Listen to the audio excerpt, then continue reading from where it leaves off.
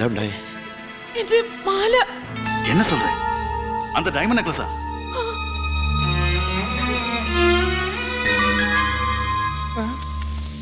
ஓ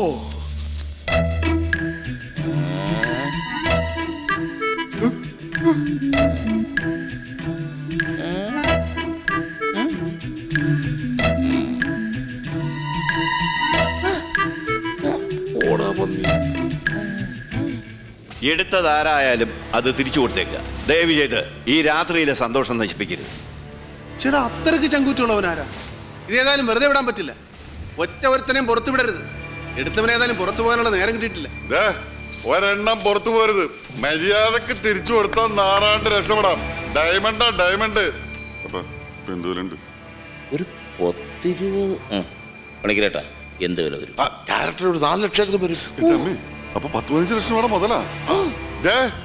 ഞങ്ങൾ ഇവിടെ ഉള്ളപ്പോ വെറുതെ കളിക്കാൻ നിൽക്കരുത്. രാജാക്കണ്ണേ മര്യാദക്ക് തിരിച്ചു വന്നേക്ക്. തരില്ലെന്നോ? മര്യാദക്ക് തിരിച്ചു കൊടുത്താ തല്ലുകൊള്ളാതെ നിനക്ക് രക്ഷപ്പെടാം. ഓ, ഈ റൈമണ്ടിന്റെ നെക്സ്റ്റ് ഞാൻ എന്റെ ജീവിതത്തിൽ കണ്ടിട്ടില്ല. പിന്നെ എങ്ങനെ എടുക്കുന്നത്? നിങ്ങൾക്ക് അത്ര സംശയമാണെങ്കിൽ എന്റെ രക്തം, കഫം, മൂത്രം ഒക്കെ പരിശോധിക്കാം. Yes, you can examination. എന്നാ ഇവനൊന്ന് വിഴുങ്ങി കാണും. വിഴുങ്ങിന്ന തൊമ്മനെങ്കിൽ അത്ര സംശയമാണെങ്കിൽ നാളെ പറമ്പില് നമുക്ക് ഒരുമിച്ച് വിലക്കിരിക്കാം. എനിക്കൊരു കമ്പനി ആവുമല്ലോ. വൃത്തികെട്ടവൻ. അപ്പൊ പിന്നെ വിഴുങ്ങിന്ന് പറയരുത്.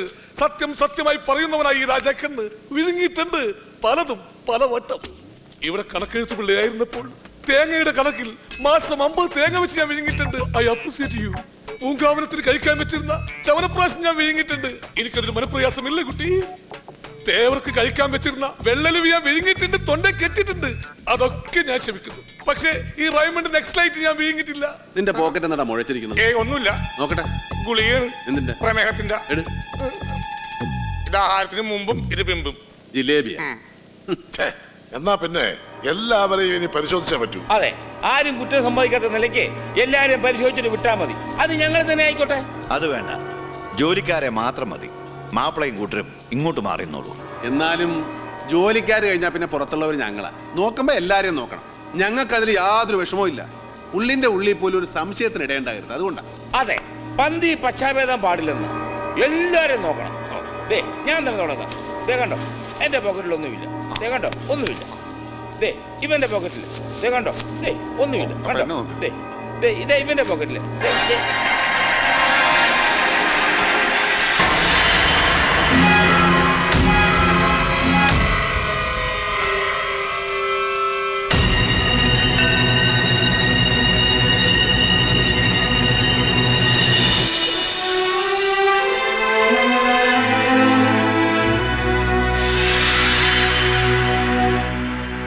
ഇതെങ്ങനെ എന്റെ പോക്കറ്റില്? ഞാനല്ല. അപ്പ സത്യമായിട്ട് ശിവ, ഇതാരും മനഃപൂർവ്വം.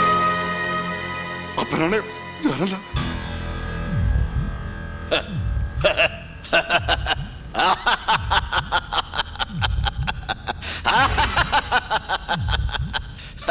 മോളെന്താ പേടിച്ചു പോയോ? നല്ലൊരു ദിവസമായിട്ട് പാട്ടും കൂത്തും മാത്രം മതിയോ? അല്പം തമാശയൊക്കെ വേണ്ടേ? ഞാൻ തന്നെയാ ഇത് ചെയ്ത്. മാപ്പിളയാണ് ഉദ്ദേശിച്ചത്, പക്ഷെ ഇരുട്ടിൽ ആള് മാറിപ്പോയി.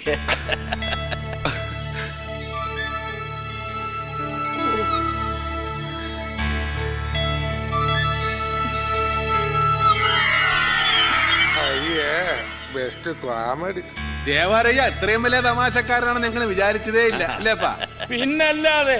എന്നാലും എന്റെ പൊന്നുബന്ധുക്കാരാ, ഇതൊരുമാതിരി ചങ്കി തീ കോരിയിടുന്ന തമാശയായി പോയി. ഇനി എല്ലാവരും ഭക്ഷണം കഴിക്കാൻ പോയിക്കോളൂ. കോമഡി ടൈം കഴിഞ്ഞു, ഇനി ഫുഡ് ടൈം. ശിവ വരൂ, അല്പം സംസാരിക്കാം. നിങ്ങൾ പോയി ഭക്ഷണം കഴിച്ചോളൂ. വരൂ.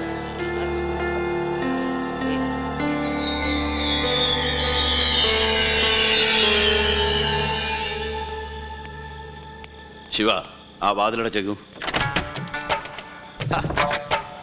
ശിവ, എന്താ? അകത്തേക്ക് വരൂ.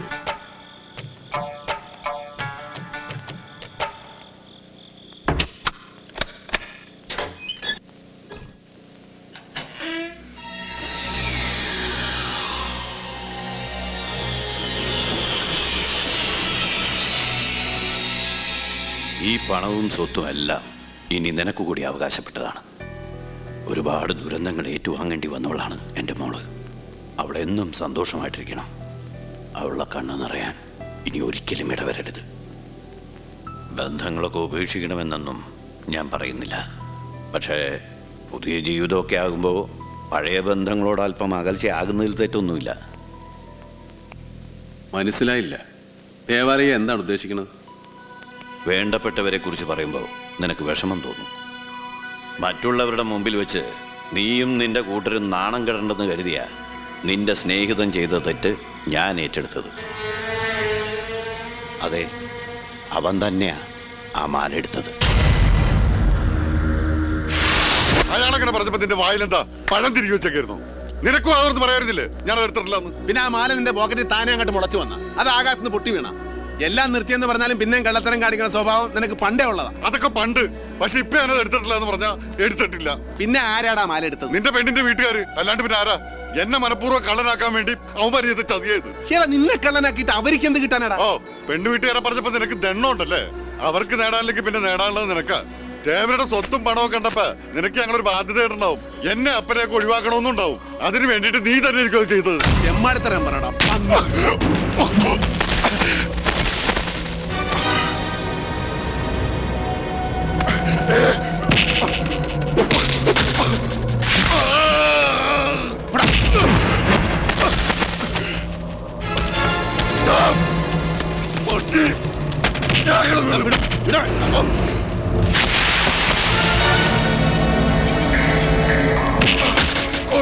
വേണ്ട.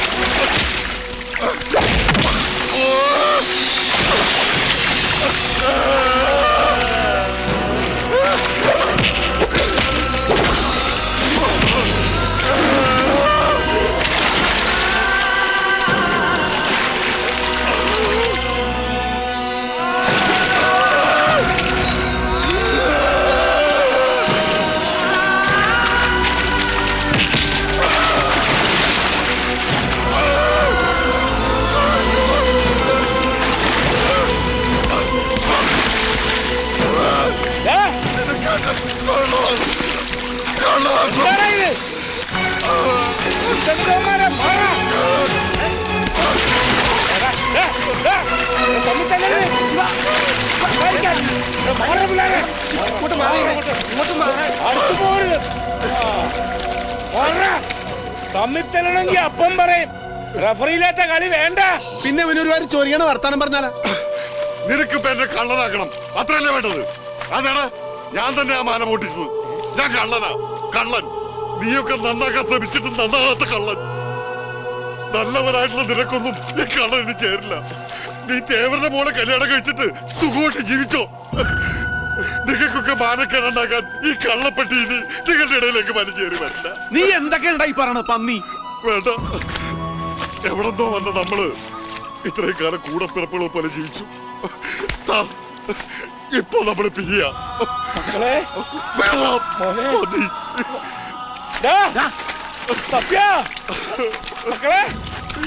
ഏയ്, ചുമ്മാതെയാണ്. പോയ അവനോടം വരെ പോകാനാണ്. അവനിങ്ങി വന്നോളൂ, നീ വിഷമിക്കാണ്ടിരി. എനിക്കെന്ത് വിഷമം? എനിക്കൊരു വിഷമമില്ല. ഏയ്, എനിക്കൊരു വിഷമവും ഇല്ല. അങ്ങോട്ട് നട്ട് ചെല്ലട്ടെന്ന്. മക്കളെ, എന്താ പറയുന്നത് പുണ്യാളാ? തൊമ്മനെ വീണ്ടും പരീക്ഷിക്കുകയാണ്.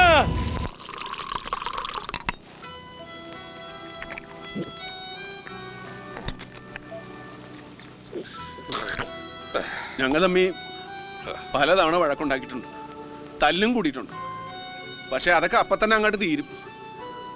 ഇതിപ്പോ ഞാനും അപ്പനും കൂടെ ചെന്ന് വിളിച്ചിട്ട് വരാൻ കൂട്ടാക്കണില്ല. അവൻ വീട്ടിൽ പോലും കയറാതെ പണം കിടക്കാണ് പന്നി. കുടിച്ച് ശീലമില്ലാത്തവര് അധികം കുടിക്കാൻ നിൽക്കണ്ട. ശിവേട്ടന് ഓരോരോ വിഷമങ്ങൾ പറഞ്ഞിട്ട് അങ്ങോട്ട് ഒഴിച്ചാൽ മതി. അതും കൂടി ഞാൻ കുടിച്ചോളാം. എല്ലാം മനസ്സിന് കളിയുന്നേ. അവൻ എത്ര ദിവസം ഇങ്ങനെ പിണങ്ങി നടക്കുന്നൊന്ന് കാണണമല്ല. അവന് പറ്റുകയല്ലടാ, അവനൊരു പാവമാണ്. ഞാനെന്ന് വെച്ചാൽ അവന് ജീവനാണ്.